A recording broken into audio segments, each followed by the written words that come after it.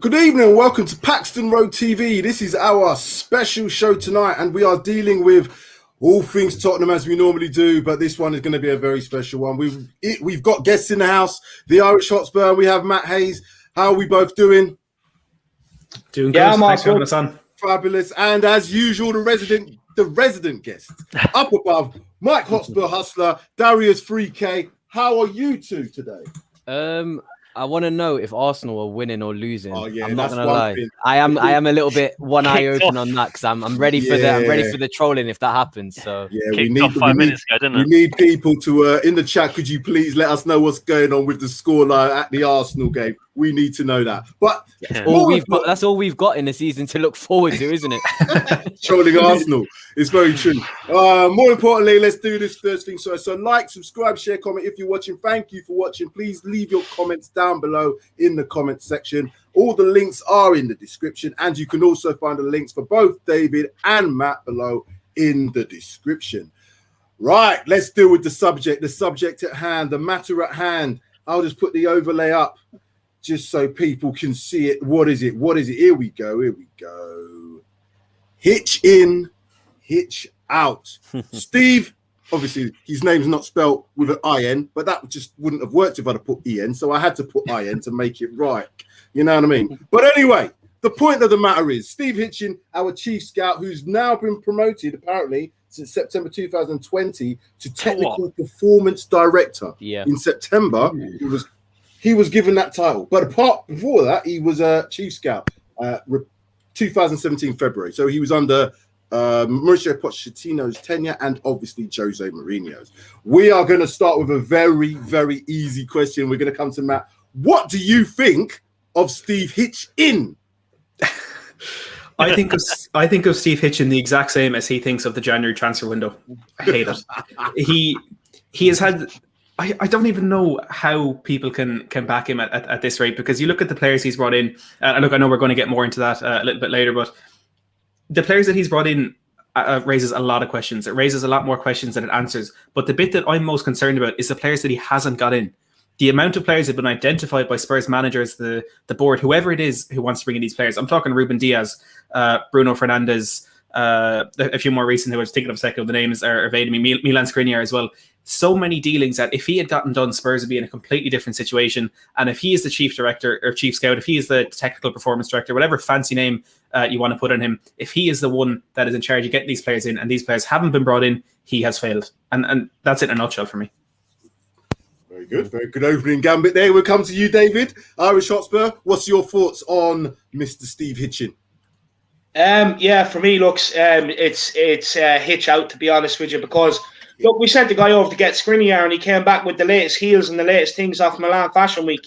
You know, it's not good enough for Tottenham Hotspur. Look, like you said, he's role under Pochettino, the players that came in, you know, questionable, and now then he's role under Jose Mourinho.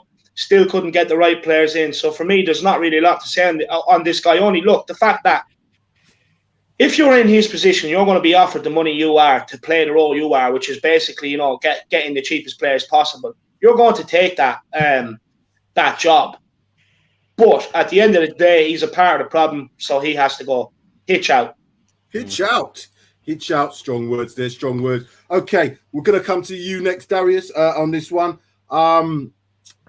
He took over from Paul Mitchell back in 2017. Paul Mitchell was our chief scout before that. And some of the words in terms of reports that have coming out from what Paul Mitchell was saying, that he found it difficult to work under Daniel Levy. Steve Hitchen's obviously been in this role and now been promoted to, as I said, technical performance director. So it appears he has a better relationship with Daniel Levy. Does this mean he's more of a yes man? So again, what do you think of Steve Hitchen? I feel like he's not done the job that he's come in and been required to do. It seems like all the time Spurs are not really getting their first choice options. It always seems like it's a third or fourth choice that we're getting, and we're linked up with so many. We're linked to so many players, and it never seems to be, like I said, the first choice. So I just think that if you've got somebody to come in and try and find talents and unearth talents, you need somebody who's dedicated to their craft, who's going to spend days, weeks on end, scouring the country, scouring Europe, scouring the Americas to find the right talent for your team. If you've got a guy who, like Matt said, hates transfer windows or hates a January transfer window, how can you have any faith in him to kind of do his best job? So for me, it has to be Hitch-OUT. And again, looking at Paul Mitchell, he's found good players. And I'm not going to discredit some of the signings that Hitchen's found and how much of those go down to him and how much, obviously, he's speaking to Levy and Levy saying yes or no to players. We don't know. I think there's probably a lot of the times he's finding players that maybe are better than what we think, but aren't maybe in the bracket of the price range that Spurs are looking to spend. So I think he's in a lose-lose situation, but he's also not doing a very good job at that. So at the end of the day, it's kind of like, what are we really getting out of him? If he doesn't want to be there and he's also not doing a good job, why are we holding on to him? So it just seems like a waste of time to me. And I bet there's plenty other scouts out there who actually probably want to look for players and want to actually find the best players for us. I don't think he doesn't want to be there. The feeling I say that is because he's taken obviously a promotion in terms of this new role that he's got. So he wants to be there, whether or not he's doing a good job. Is that financially though? Is that financial reason? Just another yes man though, isn't he? Yeah. And it's not necessarily him going out looking for the players. He's going to have a scouting network underneath him that he's in charge of. So he's obviously setting the bar as to what he and the board, or the manager should say, what they're looking for in terms of players, etc. So Mike, I'll come to you then. What's your actual thoughts about Steve Hitchen?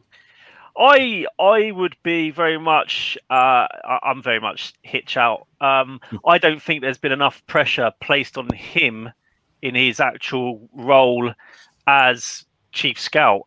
When you look at the performance of his performance in that role and the players, there's been a few. I'd say there's been maybe a handful of players that he's brought in who I would deem to be good enough for Spurs, but then when you look at the bigger picture and the players he's brought in as a whole, they're not good enough. It's as simple as that. And I don't think it's all very well like the manager like Pochettino, Jose, etc., getting pressure because of performance in the hot seat and not getting the results that are required to see the team where we would like to see him as fans, but you've got, surely if the manager's being held accountable, then why isn't the chief scout? Because essentially Mourinho's obviously in dialogue with Hitch-IN, telling him, look, these are the sort of players I'm looking for.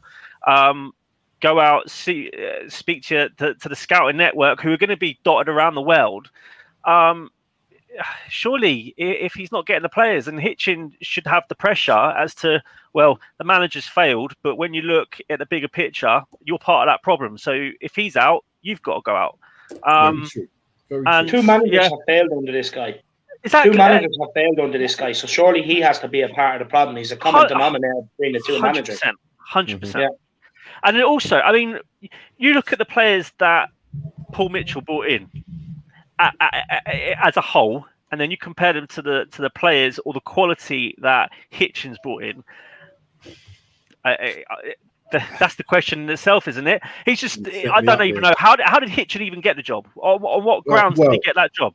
You set me up there because I didn't have enough time to put together the players that Paul Mitchell oversaw. So that's a little bit of a, underhanded tactic there, Mr. Hustler.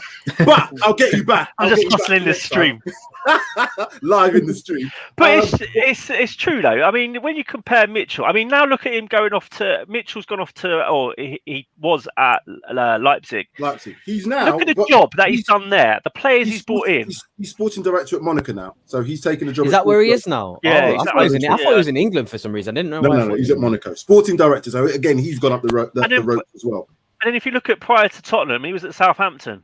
And look at the players that Southampton churn out year on year on year. I mean, if they had all the players that they've churned out and sold to different clubs, and you put them all together in the best 11, they'd probably be one of the best teams that this Premier League's ever seen. Well, before I actually get into a couple of graphics, I've only got a couple of graphics basically to show the transfer dealings that have been under Paul since his 2017 put in that position. But I want to ask you guys a question. It's an open question. Anybody can answer firstly.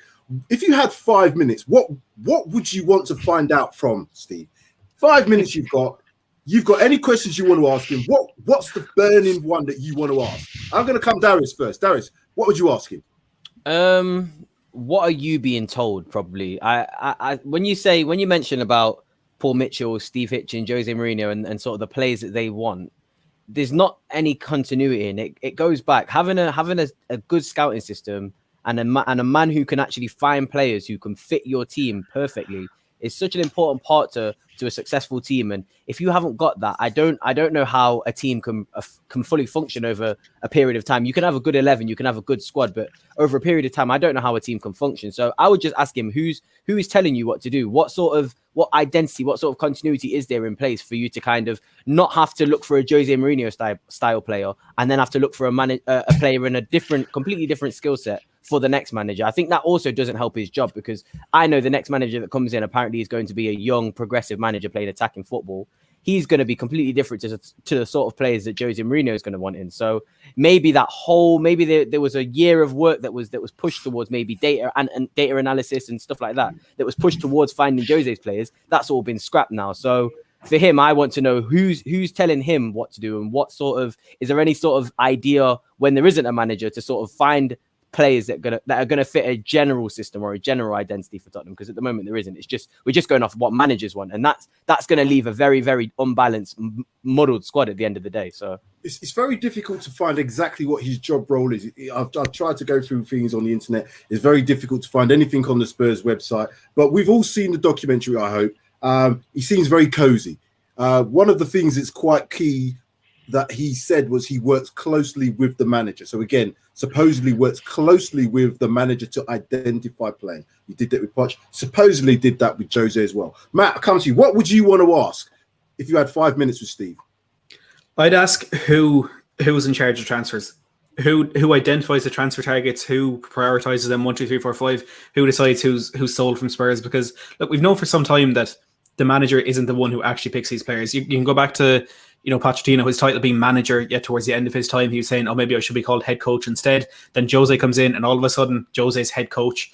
I don't think managers have, of course, to some extent they do have a say, but I don't think our managers have enough say over which players are brought in and which players are sold. And I'd like to know who it actually is, because you can look at the 7 signings we made last summer.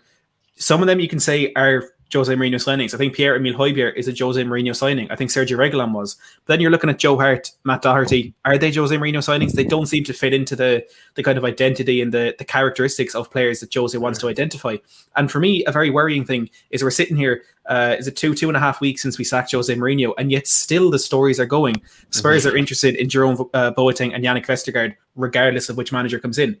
Spurs want to extend Bale's loan, regardless. Vinicius will go back regardless of what manager comes in. And that's not good enough, because like a very good point there from Darius, it is players and a certain team from different managers that are all kind of mushed together into this shocking cohort of players that just simply do not know how to play each other. And for me, that's kind of the team after Jose Mourinho left, because they had a bit of the kind of the players that were left over, Ferguson, they had Moyes, Van Gaal, Jose players all in there together, and it simply wasn't working. And that could be a very good explanation as to why this team isn't performing, because if you look at our players individually, there are some incredibly talented players in there. I mean, you've Kane, you've Son, Bale, Lo Celso, Ndombele, Ali, Alderweireld, Reguilón. They're extremely talented players, but for some reason, it's not working. And what needs to happen is we need to figure out who is actually the one deciding these players, which players come in, because there's no doubt in my mind it's not the manager. Okay, good points. David, I'm just going to read out this quote. I'm going to read out this comment here from Anthony Gray. To make it easier, can someone please list the players Hitchen brought in, help us debate and compare to Mitchell? Well, Anthony, I have got that for you in a little while, but we're still asking a couple of questions. So I want to get David's opinion. If he wanted to ask a few questions of Mr. Hitchen, what would you want to find out from him? Look, for me, Steve Hitchen, you were out there for a week. Can you tell me the best sites to go and see when I'm in Milan? The best hotel to stay in, because you're out there for a week and you didn't do anything. Best restaurants to eat in, stuff like that. The second question I'd have for him is, so we've seen this season. We got in Doherty, even though we were linked with Max Aarons, Castagna that ended up at Leicester. We had a chance of getting Bruno Fernandes, but we ended up signing Lo Celso instead. So why is it that we're always getting in the cheapest players? Like, is it your option? Is that, like, are you getting in your preferred option, or is Levy putting you under constraints and saying, no, you have to find the cheapest player for that position? And then because what else I'd like to know is, I'd actually just ask him to define exactly what his role is, because for me, look, I think he's a part of the board, to be honest with you. I think he's a part of the board. Yeah. I think he's just another yes man in place. He's another part of the problem. He's failed both managers. And to be honest with you, there wouldn't really be much questions asked. I just love to give him a nuggie, wake him up a bit, slap him, and do his job. It might be all he needs, to be honest. It might be all he needs. He might well do that, but I'm sure we shouldn't be doing that sort of stuff. Anyway, thank you, Mike. Just your last point on that. What do you want to ask? Fair, I think the boys have actually come up with good questions, and the only thing I actually like the question, especially like with what Matt said, and I would agree with that. I mean, the only couple of questions I would add, or I'd like to add to what's already been mentioned before, would be: one, how did you get the job? And two, do you actually think, Mr. Hitchen, you've performed well in your job? Truthfully, that's a great question, to be honest. And that would be how I'd leave it. I think the rest of the questions, I agree with the questions that have been asked, but those are the two additional questions that I would ask him. Mine, I've got a few things that I would want to ask him. Firstly, I'd want to know: does he need to have a director of football? Do we need a director of football at Spurs? Because that's one of the things, is someone who's going to fundamentally deal with all these aspects, not just about, who comes in, just the whole aspect of like that bridge between the management in terms of the playing staff and obviously at board level. And is he fulfilling that role as well as being responsible for the scout? Because I think they're two separate roles. He should be accountable for it, but he shouldn't necessarily be doing both of them. So, well, is it Trevor Birch who's director of football technically by title? Is it? I remember they've brought in I think, if it's Trevor Birch, as a football operations director. There's someone who's brought in as football operations, which is different. It's not a director of football in terms of the sense of playing staff and listening and having that accountability and that bridge. So I want to know that what's going on there. I keep going back to the Amazon documentary. It looks all very cozy. Obviously, that's for TV as well, but it's like, they're having lunch and they're like cheersing on glasses of wine and stuff, and Daniel's having a nice time and asking him questions and blah, blah, blah. And it looked like Jose was doing very much the same. I don't know what the relationships are. I want to know a bit more about these relationships. Does he get grief? He brings in these players. He could rightfully turn around and say, you know what, I got this player. He was brilliant when I saw him out there, and some things happen when he's been brought here. I don't know. When we get into the list, we'll see these players and we can make our own assumptions about that. I just Googled Birch, and he left Tottenham back in September 2020. He's now the English Football League chief executive. I've got no clue what's going on upstairs, and that's already. So I don't know what's going on. I mean, the question is, I don't think Tottenham have a football director of football, but Daniel Levy, he does that role. I'm sure he takes that role. He does everything. You probably are right. He manages the team. He asks the questions. He says who plays. He brings players in. He sells players. He doesn't sell players if you don't get enough money from him. He's basically the one-man shop. Everything goes up to him. He is responsible and accountable. So we just summarised up the show there, lad. It's done. It's all done. It is all done. But right, okay. What I'm going to do now, this will help some of the viewers be able to compare some of the information that we're trying to decipher here. So I'm going to remove this banner going across the bottom of the screen in case there was any. So, arrived, as I said, February 2017. So I'm not going to go to anything before that. These are the players he's brought in. 17-18. You can see. Number 6, Lucas Moura, Sergio Aurier, Fernando Llorente, Juan Foyth, Paulo Gazzaniga. Spent a good deal of money, 111 million, if you want to call that a good deal of money in these times. Nothing in 18-19 season. We decided we didn't want to buy players there. On to 1920, Tanguy being £54 million worth of player. You can see Stevie B, Ryan Sessegnon, Giovanni Lo Celso, Jack Clark, Gedson Fernandez brought in on loan. 150 million shelled out in 1920. 2021, Giovanni Lo Celso, Sergio Reguilon, Matt Doherty, Pierre Højbjerg, Joe Rodon, Vinicius, Joe Hart, Gareth Bale. Again, some of them account for loans. But close on to £100 million spent this season. We've gone on to spend 323 million in the 4 years that he's there. Now, just to counterbalance that, and whether or not he's involved in the dealings in terms of players going out, I'll put the players that have gone out under his tenure. And I think David's got some points about this that I'm sure he wants to raise. We sold Carl Walker. We sold Kevin Wimmer. Kevin Wimmer! Bloody hell, that's a name. That really goes good name. Up. That's a real name. Who was he great friends with? Son, wasn't it? Him and Son had like a great relationship. Something like that. I don't know. I don't really care. He's gone. Nabil Bentaleb, Clinton the G, Federico Fazio.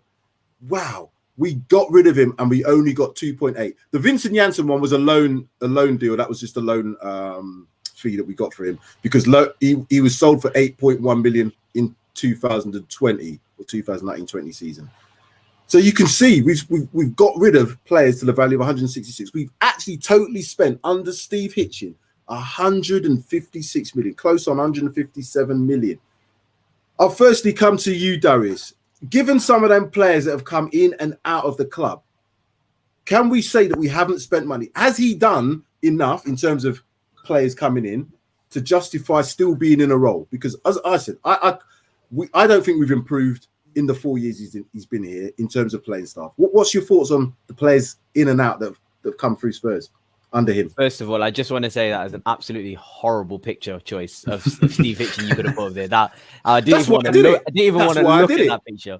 But no, I think it's difficult because there's good players, but then there are some really, really bad players, and one of them that stinkers. One of them that really, really points out to me, and I was saying this a month ago, so I said, if we didn't actually spend like the little bits and drobs of money on these players who we think might come clean and actually kind of collated all the money into a big sale, kind of similar to what Liverpool did with their goalkeeper and centre back, we might be in a better situation. Because if you look at that Lo Celso one, that was what, 27 million in 1920, but don't forget there was a 15 million pound loan fee as well. So altogether, we spent 42 million pounds on Lo Celso, and the asking price for Bruno Fernandes, I believe, was 50 million pounds or 55.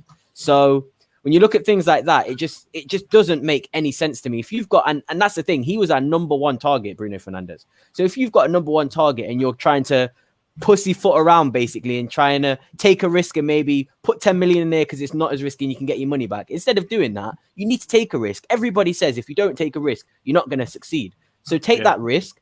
Spend that money, and if it doesn't work out, you've got a 26 or 25-year-old or 24-year-old, I think he was at that point, Bruno Fernandes, who you still have value in. If you're doing that with a 29-year-old player in his prime, okay, maybe you might be taking a bigger risk that might not need to be taken. But somebody who's in their 20s, mid-20s, I'm sorry, but I would personally take a bigger risk and just spend that extra 10 million and see where it goes, because I know for a fact those players like Clinton and G and Nkudu, who barely saw, what, 2 blades of grass on white... Say that again. Clinton and G and George, Kevin and Kudu. I bet they didn't even run 100 meters on the White Hart Lane or Tottenham Hotspur Stadium.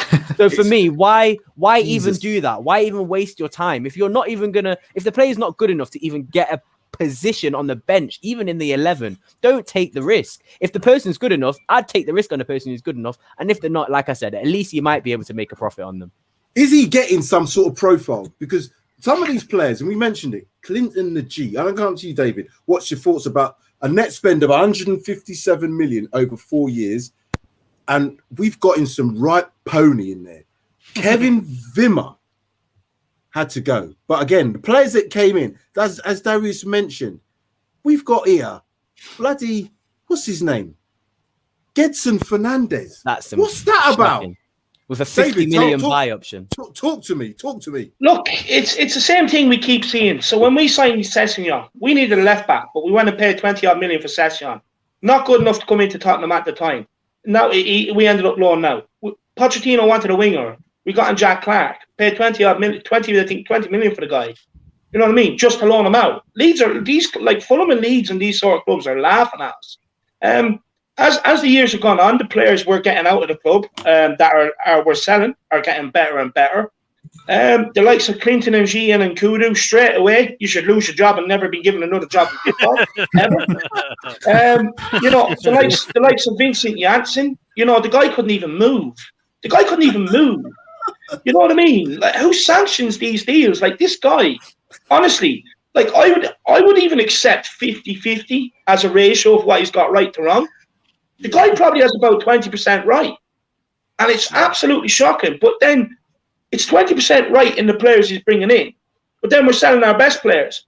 So, eventually that's just going to end up to the situation where we're at now, where we're just a team full of sidemen that were brought in to fill gaps. We're never good enough to be here. And this is the result of what we're seeing now. And this is the result of it when you get your business dealings wrong. Spending money at Tottenham, I don't think is the fans' major issue. Yeah. It's how we spend our money. Yeah, that's the problem. Like, we actually, I think, have a bigger net spend than Real Madrid over the last few years. You know what I mean? And the problem is how we spend that money. Like, instead of pushing the ball out and spending that extra 5-10 million, we could have had Bruno Fernandes, but you're not just buying the player, you're buying his mentality. Look at his mentality. He walked into United and he's snapping and snaring at players in the dressing room. He's kicking up a stink to get the best out of them. We got in Gio Lo Celso, who's happy to go and have a bit of turkey with some of his other mates there over Christmas and go missing for a while.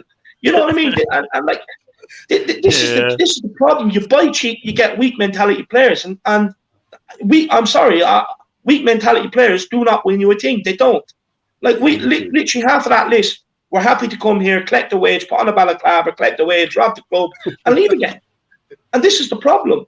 20% right out of players brought in, and then you're selling your best players. And this is why we're in this situation. Steve Hitchen has done an awful job, and he needs to go. He has to go now, today. Right now, he has to go. I'll just add into that factor as well. We were looking at Jack Grealish around about that sort of time he came in 2016, 2017. And I think Villa wanted a £25 million, I think it was. And we were quibbling over something like 5 million at the time. I don't think Spurs wanted to pay. And how much did we spend on Nkudu and NG together combined? Oh, well, here we go. Let's have a look back on some of this. Do you know what I'm saying? I can't remember what we've got, but get to Fernandes, we brought in his own. But look at some of them. We paid 9.9 million for Jack Clark. We paid £25 million for Brian Sessegnon. We paid 27 million for Steve Berger. Now, we can't obviously blame Steve Hitchen for wasting the Bell money because he wasn't around in that. But certainly some of these monies that have been spent, as I said, looking at number 6, £38 million. 60 million on Aurier and Sanchez. Can you imagine that? Oh my God. You could have got Diaz for that. 60 million. There you go. And the thing is also, I think, David, you made a great point about selling our best players. We sold our best players. And the thing that annoys me the most is not even selling your best players. It's replacing them with people who aren't even as good or on the level of them, or not even like a slight level or the potential to reach that level. You're buying players who are significantly worse. So you're hoping, praying are going to get to that level. In my opinion, Danny Rose obviously hasn't been in the squad for 2 years now or so. Reguilon's probably the first player who we've really said, okay, he's on that level or can reach that level of Danny Rose. We still haven't replaced Kyle Walker. Vertonghen hasn't been replaced yet, in my opinion. Dembele could be replaced by Ndombele, but again, I think that by the time we're going to have to replace Dembele, we've had to replace Wanyama. We've needed to replace other players as well. So if like I said, if you take longer to replace these players, it's going to build up and build up and build up, and then other players are going to get older, and then we're going to look in a year and 2 years time, and Son and Kane are going to be in their 30s, and then you're going to have to replace them as well. And we're still going to look at 34-year-old Sissoko. Hopefully not, but you never know what could happen. I want to come to Matt. Who on this list, Matt, do you think has been anywhere close to a success for Spurs? God, I don't think you could really say any of them have yet. I mean, look at Lucas Moura. That night in Amsterdam, of course, was an amazing moment for the club. I think with Ndombele and Celso, they both had a really difficult first year, and I think still have to do a little bit more to be counted as successes, and definitely have to do a lot more to kind of warrant those transfer fees that have come in. Højbjerg, I suppose, for 50 million, given what he's done for us this season, you can argue he may have done enough. Gareth Bale on loan, but there's no one that stands out as a possible success. And some people argue that Steve Hitchen is to some extent used as a scapegoat, because at the end of the day, he is given a certain amount of money and told, okay, go and get these players, or go and get the best players, whatever ones the manager wants, or if it is the manager who's coming into them. And you can say, look, fair enough, he's not given the funds that other clubs are given to compete with the likes of City, Liverpool, Chelsea, and all that. And look, that's fair enough. I can accept that. But you're looking at that money that's been spent, and I just had a quick look there a second ago. The players that have been brought in for similar fees, in the time that Steve Hitchen has been there. You've Everton brought in Watford brought Richarlison in for £11 million. Newcastle has been 20 million on Saint-Maximin, and now some of the players are after slipping out of my mind. You have some incredible players from Brentford like Neil Maupay, Ollie Watkins, Saïd Benrahma. From the Championship, you're going to get relatively cheap, right? Souček for West Ham, Ismail Assar at Watford, 30 million. Still cheaper than Davinson Sanchez. This relatively small amount of money that he's been given isn't enough to compete with City, compete with Liverpool, United, Chelsea on a consistent basis, but it should be enough to be there or thereabouts. And right now, Spurs simply are not there. Are we identifying the right profile of player? This is my point. What are we looking for from a player? Because I know when we brought Pierre Højbjerg in, everybody in the fan base said we needed that player. We needed that player. But some of the players that they brought in, I'm questioning whether we actually needed them. Gedson Fernandes, I keep going back to it. Yeah, but what did we need with him as a player? We didn't need him. You look at Sanchez. We paid the big money because he was identified as the future star centre back. So that when Vertonghen and Toby were getting older, that he was the guy to come in. That's why we shelled out that amount of money on him. The guy doesn't even know when the ball's coming over his head. You know what I mean? We spent 38 million when really we could have just spent 100 quid and got a sat-nav instead, because the guy doesn't know where the ball is. Then you look at Ndombele was brought in to replace Moussa Dembele. The guy's not even fit. It's true. You look at Lo Celso, brought in to kind of, in a way, be Christian Eriksen's replacement as a 10. The guy can't. The guy just takes too long on the ball, or else takes too much out of the ball. You look at Lucas Moura. It's took us 4 or 5 years to find his best position, and even then, his attacking output isn't great. The players we're bringing in cannot do the basics of football. Pass, move, you know what I mean? And it's sickening. The list that we're bringing in compared to the list that we've let go, it's absolutely sickening. It's a joke. You are completely right. So I'll let you guys talk on because I just want to put on this was really what upset me, because it's the players, some of these players that are left. Now, I think we were forced into having to do the Kyle Walker thing. He wanted to leave. We got a decent amount of money for him. Do you know what I'm saying? So I can't really complain that. But we let Moussa Dembele go for pretty much peanuts.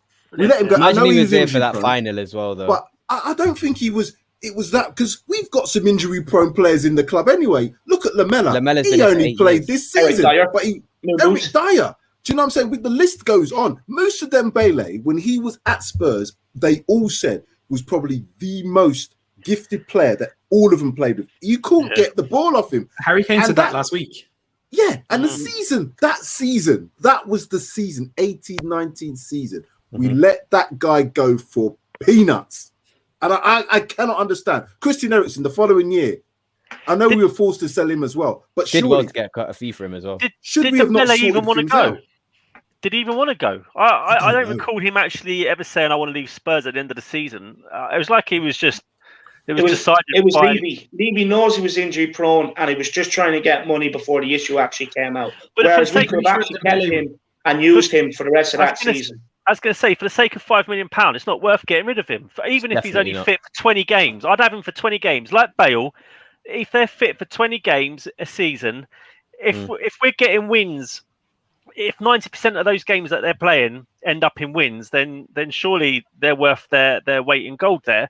But you look at, I just saw Lucas Moura, £25 million we bought him, and we quibbled over an extra $5 million to buy Jack Grealish at the same price. I mean, madness. It's Jack just Grealish one haunts me to this day, because can you imagine having Jack Grealish in our club now for the £5 million pounds? That's nothing compared to what the value of that guy's. Well, if you look at we wanted Bruno Fernandes and Jack Grealish. If we had those two in our side, along with the players that we've got now, it's depressing thinking about it. I'm telling you. I came in positively. Yuri Tillemans at Leicester, when he was playing for Anderlecht at 16 in the Champions League, Tottenham were looking at him. When he moved to Monaco, Tottenham was still looking at him. And here he is in the Premier League in a Leicester jersey. How does that happen? Like, everyone knows the kid is going to be quality. Why not pay that money? And the same with Jack Grealish. Pay that money. But we didn't. What we went and done is got rejects from PSG, Serge Aurier and Lucas Moura. That's what we ended up with. Thing is, saying that, David, and I think you've hit the nail on the head without actually saying it. Is you look at Leicester City and their scouting network. Whoever's at Leicester, their chief scout, we should be knocking on their door and saying, "Look, we'll give you double whatever Leicester are paying. Come to Spurs and sort our mess out." Because the job that the players that they've recruited, and for what they've paid peanuts pretty much, haven't they? Let's be honest. That would pay dividends for us as a club at Spurs. But this is the thing: a 16-year-old kid who's got potential, kind of like Odegaard. It almost seems risk-free to me. If you've got a kid who's not even 2 years away from 18, 100%. You're going to be able to flip 50, even 20 mil. I guarantee you, if you have a kid who's very, very good at football at 16, who can play with men in the Champions League, in 4 years' time, he'll be worth 20 million at least, even if you make even. So for me, I don't really see an excuse with those players. If you're going to spend 30 million on a player, like for example, Fofana, I was a little bit like, okay, Fofana's a bit questionable, 18-year-old, 30 million. But he came good. And now look at them. He's probably one of the best young centre-backs. That's a risk. But for me, 15 million for a 16-year-old who's been playing in the Champions League, he said, David, that's not a risk. You know he's going to get Madison was another one from Norwich we were looking at him. Didn't sanction the deal. He's now as well from Luton. Riskless things. And David, you know who actually recommended him to us? David Pleat. David Pleat, and he apparently, I was reading up on this, and I can't remember the players off the top of my head that he's recommended to Spurs.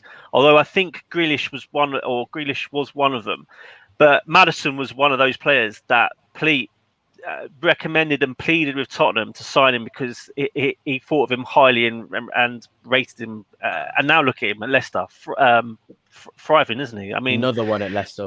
Matt, I'm going to come. Go on. Sorry, I'm just going to want to come to Matt.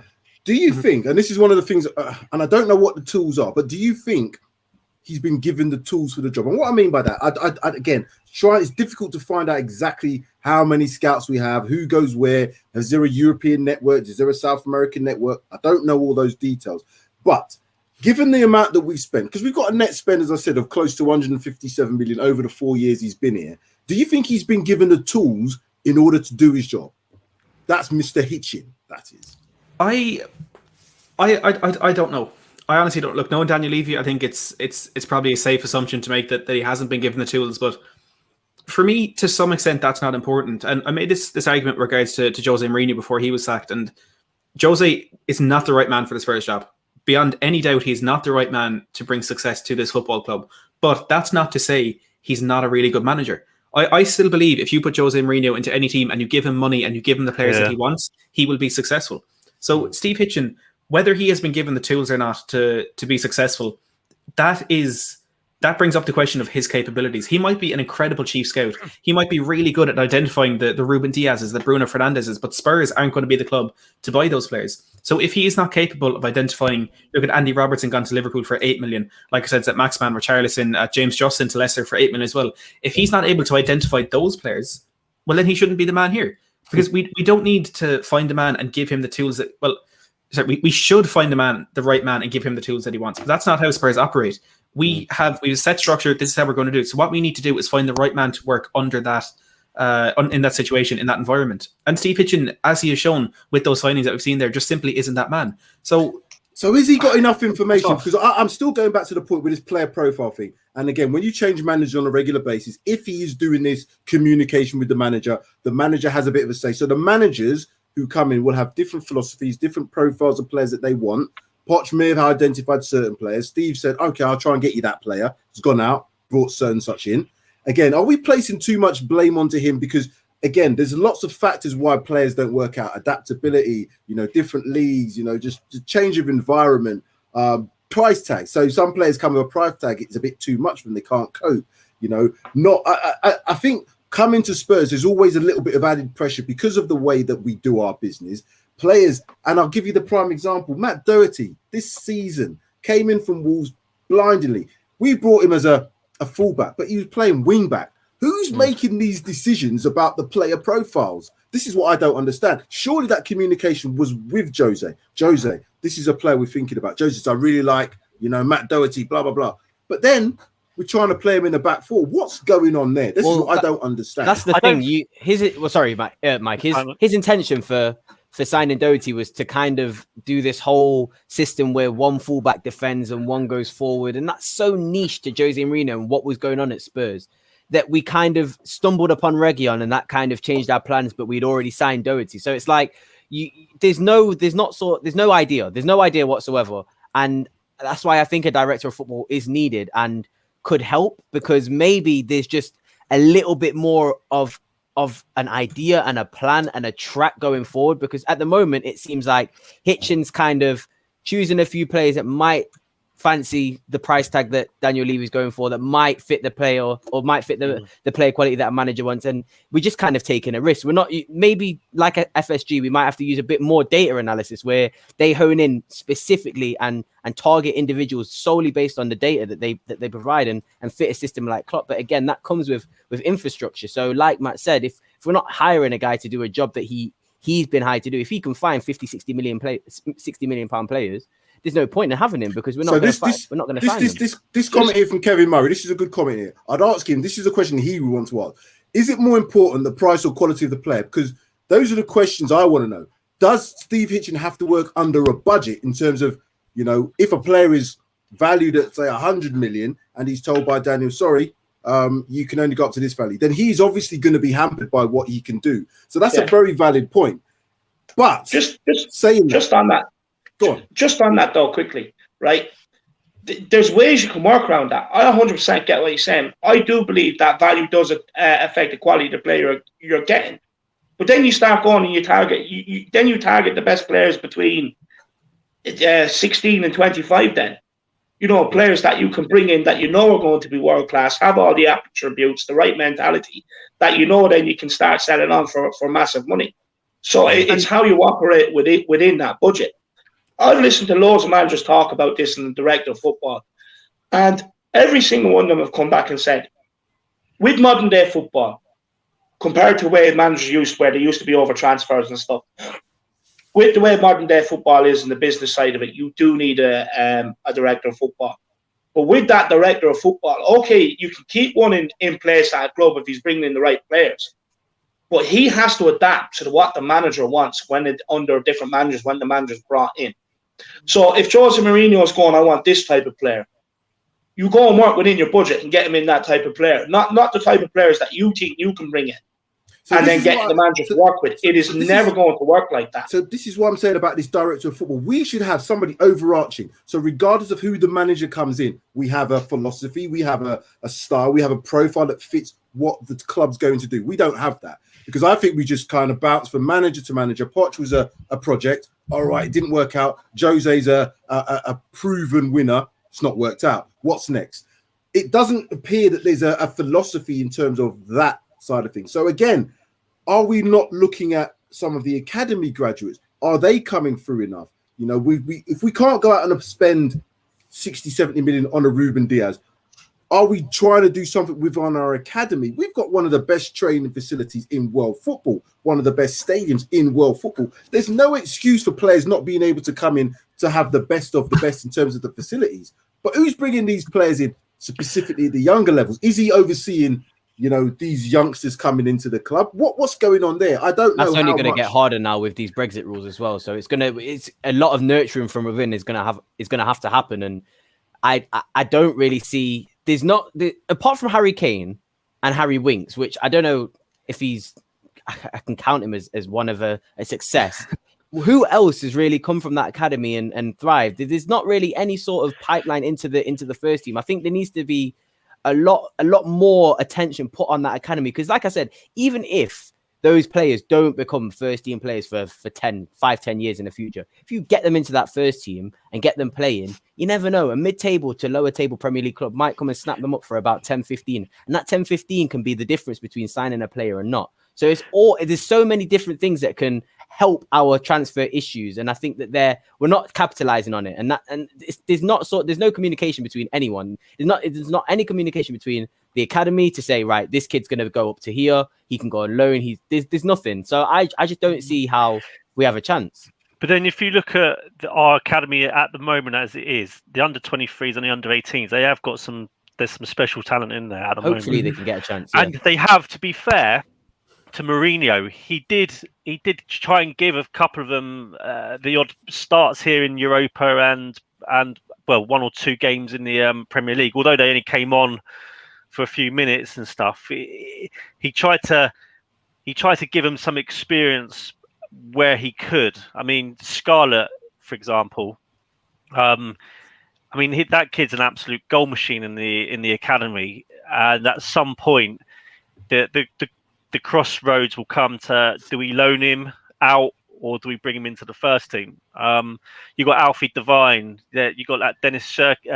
Did we say you pronounce Churkin or Sirkin? Sirkin. Dennis Sirkin. Churkin. So this careful, European takeover of football. That is cool. We're trying to be exotic there. Trying to go the exotic name. We don't want to know what you call your missus, Mike. We don't want to know. That's for another show. Definitely for another show. Let's wait till it's at least 9 o'clock for that. But there is some talented youngsters that I think are on the cusp of first team football. They're still very young, but the academy seems to be in a far better place than maybe what it was, say, between 5 and 10 years ago. So I don't think the academy. I think it's going in the right direction. The people that are involved in that academy, your likes of your Masons, your Chris Powells, etc. I think the academy's will be in a good place. Well, I'm going to come to this comment here from Mark. Mark, Greg, thanks for watching, Mark. I'd ask you, and this is the game, going back to the question to ask Steve Hitchen. I'd ask him how Leicester buy the right players at the right price and improve their team, and we can't. On this basis, he should be off and out the door. And I tend to agree with this guy. I tried to start this whole thing off by being a bit impartial, by thinking, has he got the right tools? Has he been given enough money? Has he got the right pro profile? Blah, blah, blah. But the more I think about it, there are others out there, particularly in the Premier League, who are doing better with less and getting more out of these players. So what is it? Is it a combination of different things? Are our expectations too great for some of these players? I'm not quite sure, because you've got Leicester bringing in players like Fofana and people like that, and they're just blowing the league away. Do you know what I'm saying? So why don't we bring in someone like an NG, a Clinton NG, and blow the league away? I thought Steven Bergwijn was supposed to do that, and we don't give him a chance, do we?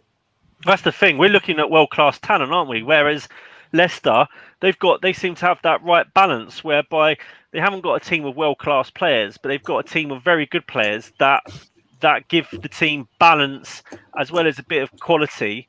And look where they are. I mean, so then the question then is if we're bringing these players in, are we doing enough with the players that are brought in? Because like I said, no one knew about Fofana, mate. Wrong phrase. Maybe they knew about Matt him, has something to say there.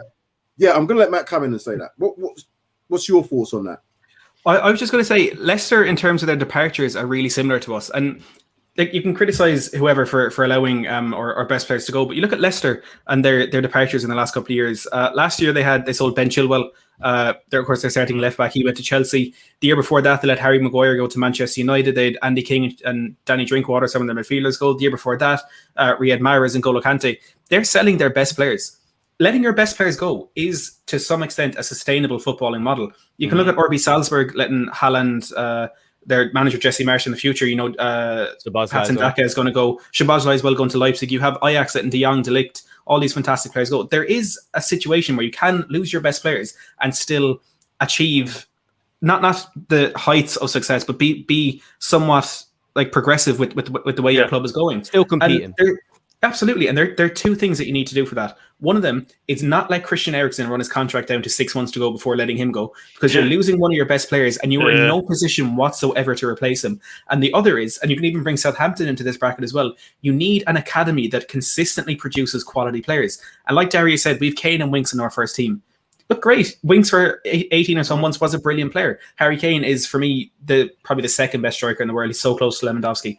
But what we need is, we can't get the best part of the model of one model and the best part of another model and merge them together and expect it to be successful, because it's simply not going to work. And back at the point of the director of football, if you look at the across Europe, there are certain teams that dominate certain countries. Bayern Munich, They have Hassan Salihamidzic as their director of football. PSG have Leonardo. Juventus have Fabio Paratici. In Spain, it's not the same, I suppose, as a director of football, but they have presidents in Real Madrid having Florentino Perez, and Barcelona and whoever the hell is their president now, because it changes every day. It's Laporta now, isn't it? Laporta, that's it. Yeah. You need some structure, and you need to. And I bring this back. I'm doing a stream next week, which is all about the direction of Spurs. We don't know the direction we're going. Daniel Levy doesn't know where he wants to bring this club, because he wants to sell your best players, make a bit of profit there, get a bit out of the academy, get a bit from here, and it's just not going to work. It really, really isn't. He wants to get the best of every single world and merge them all together, and the result of that is the free fall that this club is in the verge of hitting. Very true. But it does still go down to the fact that the scouting network, because if you got scouts that obviously work in the youth setup, you got scouts in the senior setup. To get the right talent in the academy, you need a good scouting network. To get the right talent in the senior team, again, you need the right scouting network. So, and who heads up the scouting network? It all boils back through to Hitchen. It does. He's accountable. I'm going to come to some comments, because we've got quite a few comments coming through, and I want to, some might just prompt a bit of discussion between us as well. So Mike Gregg is, we decide to avoid paying an extra 5 million or 10 million when you get this back, and more when we are successful. Blatantly obvious that success on the pitch is not paramount. Again, questionable as to whether it's paramount, because we've had certain people come out and say certain things about our transfer spending. Kieran here, my main question with Hitchen is, how much is Levy Enoch controlling him in terms of how much we're able to spend? Because like you say, Fernandes was our primary target, but we quibbled over a few £1 million. So a lot of this seems to boil down to money, which again, Steve Hitchen is not accountable for money. That's down to Mr. Levy. So again, is he hamstrung by what he can do in terms of the finance side of things? He is. He is to a certain degree. But there's other ways of working with that model. Like we pointed out, going out and getting the best players between 16 and 25. Get a few of the players that the big clubs are selling at a cheaper price. There is ways of working within that model, and it's how you work within that model. You can't tell me West Ham are better than us. But they've had better windows. Bringing in Soucek, they identified him, brought him in. They got Jesse Lingard in on loan when they needed some goals into the team. It's about how you work within that model and the players you identify to bring in. And Tottenham but Steve Hitchen just isn't doing it. I get he's under budget restraints, but it's how you work within that budget. Mark Gregg's agreeing with you there. You know what, as well? Sorry, just to say, I think that you make a point as well. Why don't we, if we're going to call ourselves a big club, and we've got this academy who we say is developing into quite a decent academy, we've always had a pretty good academy.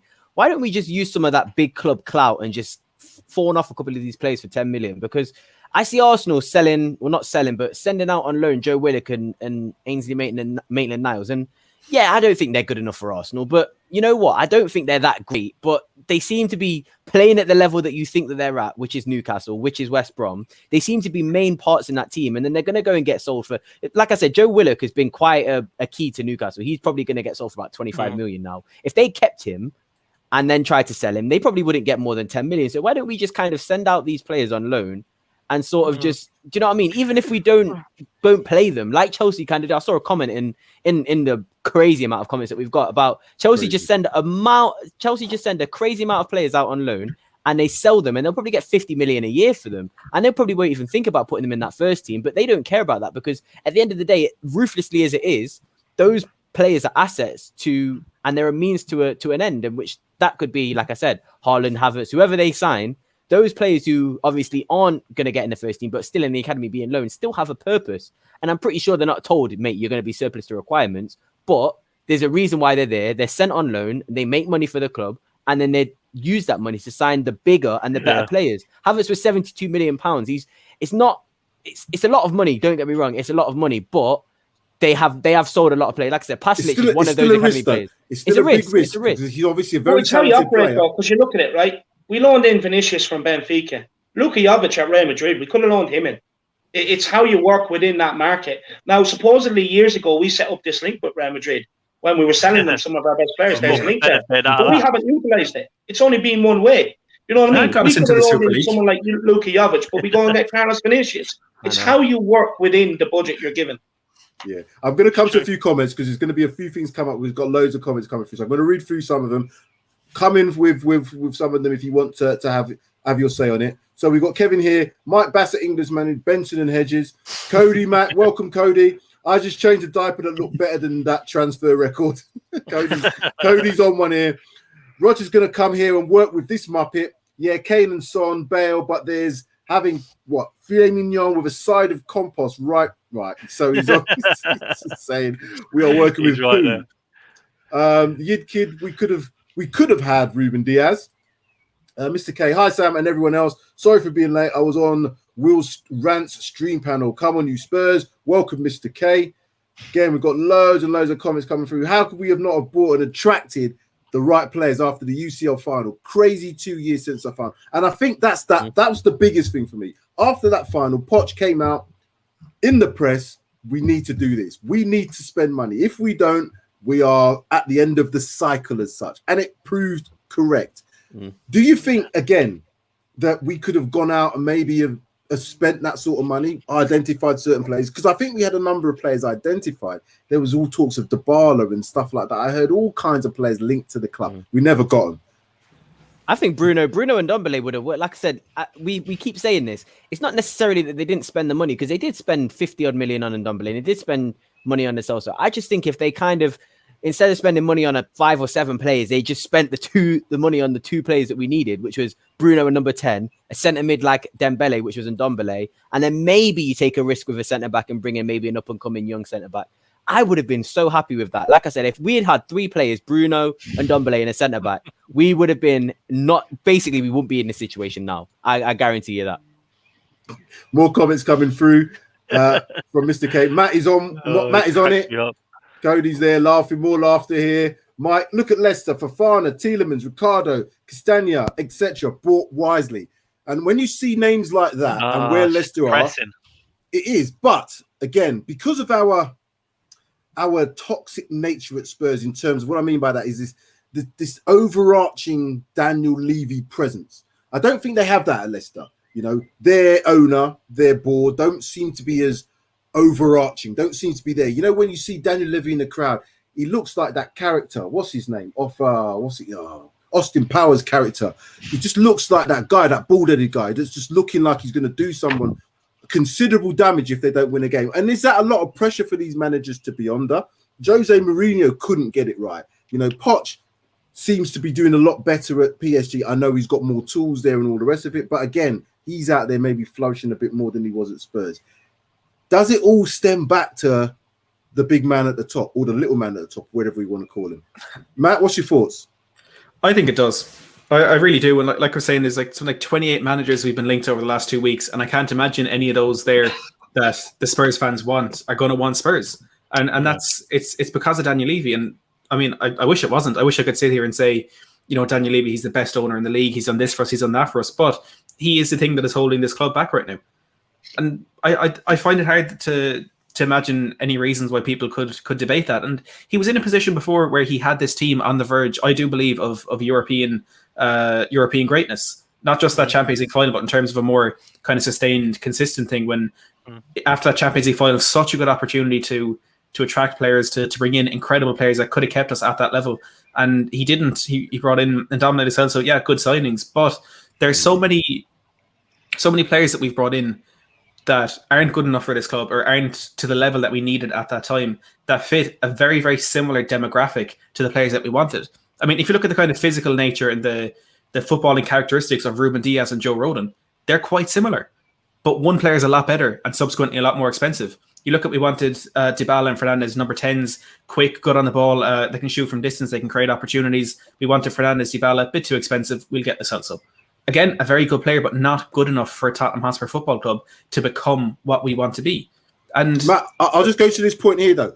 Again, this is Sam Fisher saying, not excusing Hitchen, but Poch gave his blessing to many of these players. Could we say the same thing about Jose? So under Jose and both Poch, they obviously must have had something. I hope they had something to do with some of these players being brought in. So could they be accountable as well? Did they make mistakes in what they were asking for? That's hard, isn't it? Yeah, I mean, Yeah, it's realms of the unknown, isn't it? It is, but if they've been, look, what I'm saying is they was supposedly, and it's on the website. It says they're involved. You know, it's a collective. So Steve Hitchen might go out and say, "I've got this player." The manager says, "I want this player." They kind of come together. We've got X, so you've gone out and looked for somebody, but we've got this player. Does he still fit? The manager should be the one making a decision at the end of the day. Yeah, you know what? I think so. Or he says no.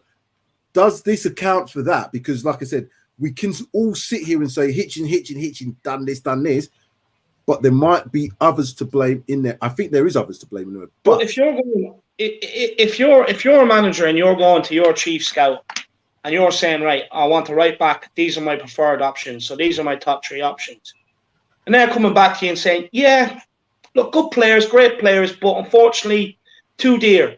So what we're going to do is we're going to get you in a player with similar attributes, but a hell of a lot cheaper. So this is actually the right back you're going to get. If you're a manager and you need players in, like, you're not going to sit there when they're signing and say, oh, well, I didn't want them, but they're here, I'm going to have to utilize them. You're just going to lose your job. But So isn't that like, what Poch did though, Dave? Because we went through, was it 3 transfer windows or 2 transfer windows without buying anybody? And Poch said, I know he came out in the press and said he'd rather not buy anyone, but want to buy the right player. No, look, for me, that was a cover-up. That was a cover-up. There was no money there. There was no money there. That was a cover-up. Poch was just saying, I genuinely believe what happened is Poch was spitting that in the news with probably what I reckon is guarantees that when the stadium is built, that he's going to have unlimited, well, not unlimited funds, but big funds there to spend. And I think that was retracted, and that basically, Poch got pissed off because there was promises broken, and then it all came to an end. That's what it seemed like to me, because there was rumours that he wasn't down on the training pitch, he wouldn't go down to do the training, stuff like that. So to be honest with you, that's what it more sounds like to me, is that he was given promises. You say this in the press, promises are, when we get into the stadium, the transfer funds will be there for you. Them promises were broken, and that's why it came to a head what it did. But 2 other things that I picked up on there. So, Sam, you were saying, Levy goes to every game. Even more concerning, he's every game watching the shit we have on the pitch and won't increase the budget, right? Another thing Matt said, one thing Matt said there is, we got to a Champions League final. After the Champions League final, no better time to be able to lure players in and to push on and kick on in that right direction, right? But we didn't do it. And the thing is, what's even more infuriating about that, we got to a Champions League final while we were building a stadium. So by the time we got to the stadium, everything was in place for us to kick on. The club was at its all-time peak, everything else. So everything was there. But what did it do? Just completely regressed. It's a lot. It's even more infuriating. It does. There's a lot of comments coming, so I'm going to try and get through some more. Again, we've got Kieran here saying, Mr. K, watch the video with Ben Foster said. He was saying how smaller clubs end up with good players because they have small problems that big clubs won't pay for. It's a comment there. Brian saying, good evening, Brian. I would ask Hitchen what makeup he uses to cover up his own brown nose, as it's absolutely fantastic. Peter, the problem is we don't sign players to fix the problems on the pitch. We sign players with 3 caveats. 1, below market value. 2, they will accept below market value wages. And 3, resale value. Not all of that counts. I do understand that comment, but some of the players that we've sold on, we haven't made money back off them what we initially spent. More comments coming through again. Just going to go to another comment here. Look at Bell. Handled badly this season. Who wanted him? If Mourinho, he surely would have played more. Now he's looking to stay as Jose's gone. Again. Yes. Can I just jump in? Just kind of go back to the point of that comment as well a second ago. And look, it may fall into this one and the signing of Gareth Bale. For me, there's a big difference between a manager giving his blessing on a signing and a manager saying, I want this player. Yes, Pochettino could go out and he might have been the one who said, I want Clinton Ng, or I want George Kevin Okuda, whoever it was. Or he could have said, I know it's different time frames, but the likes of a Richarlison or a Rafinha. He said, this is the type of player that I want. And then Daniel Levy or Steve Hitchen could have come back and said, well, you get Nkudu or nothing. Well, then he kind of has to give his blessing for Nkudu to come in because he needs a player in that position. Mm-hmm. And look, come back to the point of a director of football, which I think is absolutely crucial. There are, like I said, those big teams who do have them. If you want to look at lesser teams, look at Lille. They've Luis Campos in there. They've lost some incredible players over the last few years. They've sold on Rafael Leao to AC Milan. They've sold Victor Osimhen to Napoli. They sold, what's it called? Gabriel at Arsenal, and they got Sven Botman. Yeah, Gabriel in as well. So again, a team who can sell their players, but what they have is a proper structure in there, and they've built an incredible squad of, you know, they've Jonathan Okone, Jonathan Bamba, Mike Mignon in goal. They have Sven Botman, as you mentioned there, Zeki Celik at right back. They have an incredible team, and I doubt there are any players in there that cost more than 15-20 million pounds. And then you look at 6-12 months ago, we had Jose Mourinho in there, a man who has a special relationship with Luis Campos. Luis Campos, a man who was open to coming to Spurs, an unbelievable opportunity to bring in someone like him to the club to make us what we want to be. And all of a sudden, everything falls apart. I mean, that's unforgivable, isn't it? That's the start of an infrastructure. But it all boils down to the two people, doesn't it? Yeah. You've got Levy, who's not a football man; he's a businessman. That is overseeing, or it appears that he's overseeing and has oversight of everything that's going on the football side. And then you've got Hitchen, who he's probably relying on to say, "Look, this is the budget. What can we do with it? What players have we got?" And then it's probably Levy who's making the decisions with the said manager. But I don't know. For me, I still think it all boils back to, I mean, with Hitch-IN, with Spurs, the situation that we're in, it does all boil back to Hitch-IN. Because Levy's going to be relying on him. The manager's going to be relying on him. And yet, like David said, if he's only got a success rate of, 20%? I mean, we wouldn't keep our jobs. I know. But it's a good stat, though. I like it. It is a decent one. 20% of those players, you're probably right, David, that have only been a success or are good enough for the club. But I mean, if we were in our jobs and we were only performing to that sort of, we say less than 50%, would we keep our jobs? Probably not. So why does? I mean, how is Hitch-IN not had his performance under review? How's he not got any pressure? Just go right. So I look at Davinson Sanchez as a prime example, and I've used his name because I just wanted to make sure people know who he is. We paid £38 million for him from Ajax. So the chances are he'd been through the academy, he's developed in a club with the environment that we know, the footballing philosophy. He comes to Spurs, and it's like someone's cut his right foot off. Do you know what I'm saying? It's like someone's taken away something from his ability to play at the level where I've expected him to be playing at Ajax. Now, I know he's still relatively young, but he doesn't look like a player, in my opinion, that should have been even playing in that system at Ajax, because I don't think he's good enough. So what was going on there that they did that? And then we brought that player over to here, expecting him to now become X or Y. If he wasn't good enough, Sam, he wouldn't have gone through the ranks at Ajax. So what's happened there? He personally targeted Sanchez in that Europa League final when United bet Ajax. He came out and said it. He personally targeted Sanchez as the weakling, and he told Sanchez that as well. And so, if one of the best managers in the game, you can say what he done at Tottenham. He's not one. You look at his record with the trophies won. He is one of the best managers in the game. Now, if he's targeting him, he clearly knows he's not good enough. You know what I mean? Why is he coming to Tottenham, especially for such a huge fee? Matthias de Ligt was in the ranks at the time. You know what I mean? So why? I just don't get it. Why are you buying Sanchez at such a hefty fee when you know that Jan Vertonghen and Toby Alderweireld still have a few years left in him? Why not go and get Matthias de Ligt out of the youth, bring him over, put him into your academy, knowing that you have a centre back ready as soon as things are aging? With Sanchez, it was always a gamble. It was always a gamble with this guy. For me, Davinson Sanchez is a perfect example of Darius, what you were saying a while ago in terms of the players of so many different managers coming in. Because like David said there, Jose Mourinho publicly targets Davinson Sanchez in a Europa League final in 2017, and 2 years later, he's a starting centre-back. I mean, I hate to bring things back to Lille, but they're a model that I really like and hope that Spurs could sometime emulate. They brought in Christophe Galtier as their manager. He'd done relatively well at Saint-Etienne. He finished 17th in his first season there, but they gave the manager time. They gave him a chance to instill what he wanted into that team. And 3 years later, Lille are about to win the French league over over PSG, who aren't they're no pushover. Although maybe during the week they kind of proved that wrong. But there's just so many opportunities this club have had, and there's so many models out there that we could try and replicate. But again, like I said, we're trying to pick the best bits out of everywhere, and you end up with a manager having a centre back who he publicly called useless.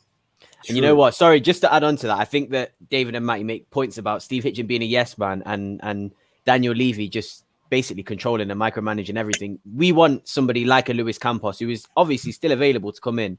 The reason why these people like Luis Campos, like Ralph Rangnick, don't come into the club is because they will demand and they will want everything that they ask for, and they will be like, let me do my thing and I will show you the fruits of my labor. I don't think Daniel Levy is going to be that person to do that. I think that he's still going to want his fingers all in their business, and I don't think they're men who are going to want that. I think they want the trust and they want that kind of responsibility to go to them and them to kind of take control of everything, because Ralph Rangnick, an example, took over as manager and sporting director for Leipzig for a while, so he clearly wants control of a lot of what's going on. So I think it's one of those things where are we kind of inevitably not going to do well while somebody's controlling so much of the team, or is it just a case of stumbling again, getting lucky with a manager? And you make the point about Gaultier, and obviously they did do pretty poorly when they lost their players, obviously the season before, obviously Pepe going and stuff like that. Yeah. But I think about him and I think about people like Potter, and I'm thinking, if you've got a system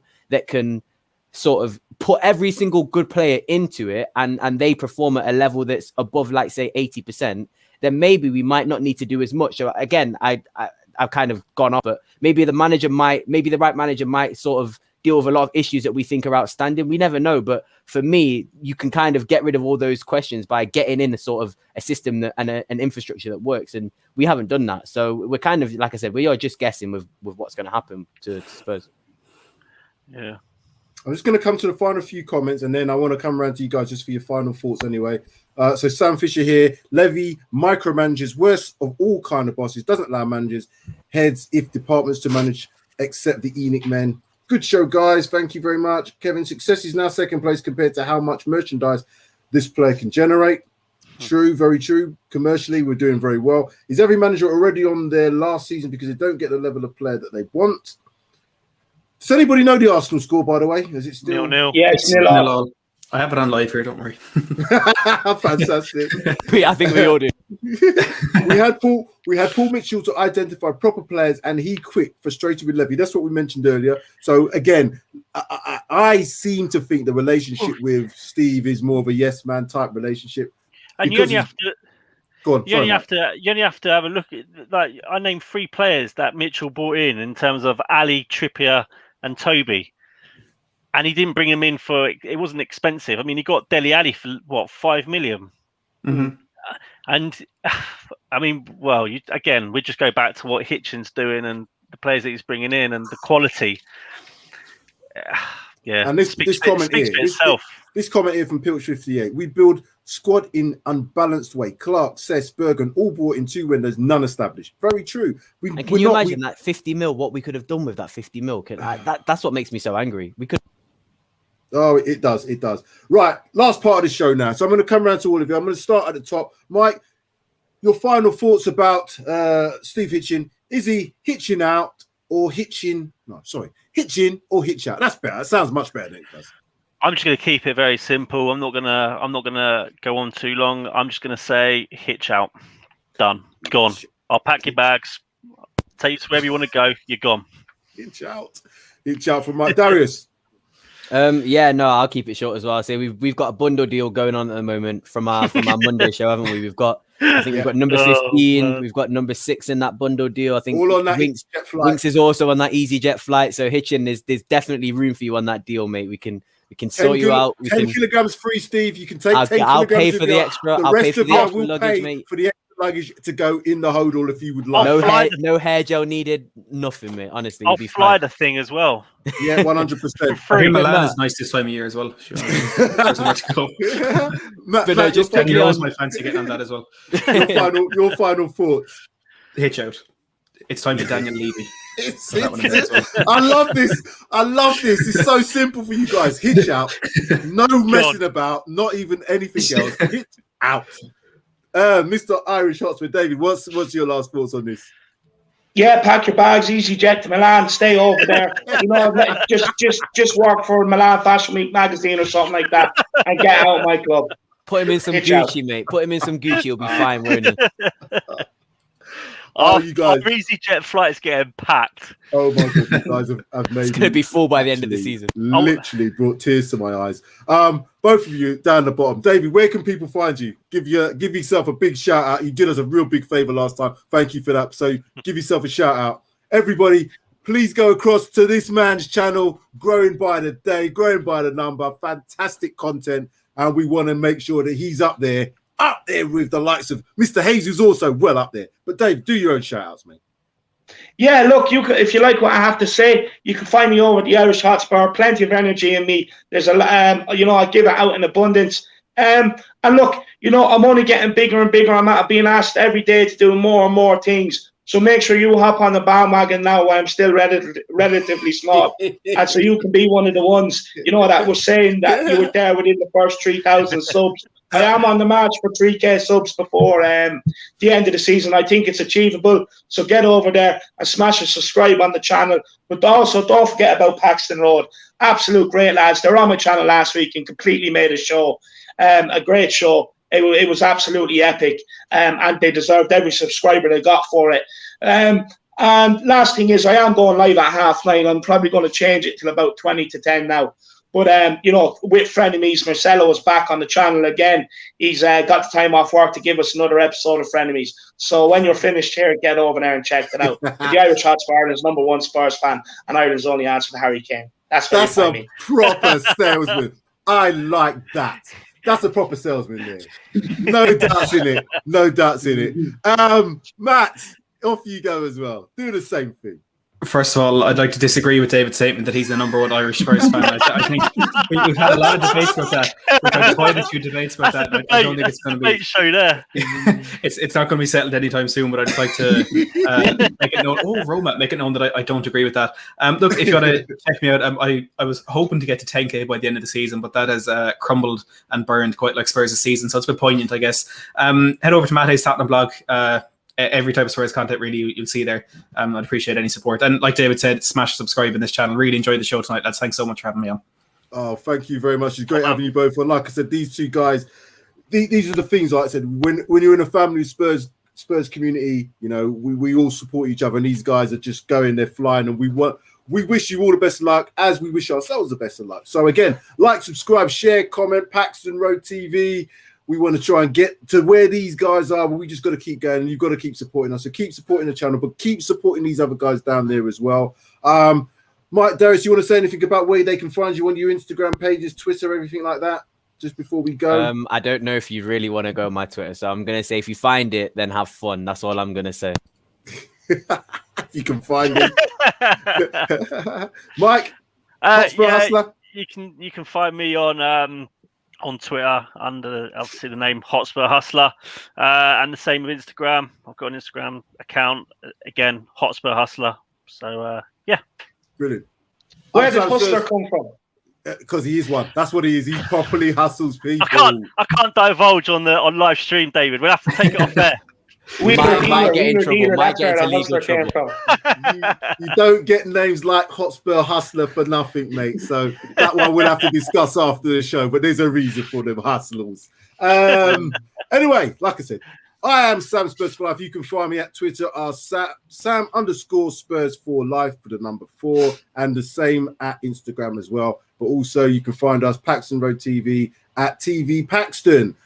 Gentlemen, thank you very much. It's been a really good show. I've enjoyed myself. We've gone hour and 20 minutes. And I know, Dave, you've got to go and do your show. So we're going to get off. Thank you both again, Matt and David, the Irish Hotspur. I hope you'll be back again soon to do some more content with us. Thank you, viewers, for watching. And we are out.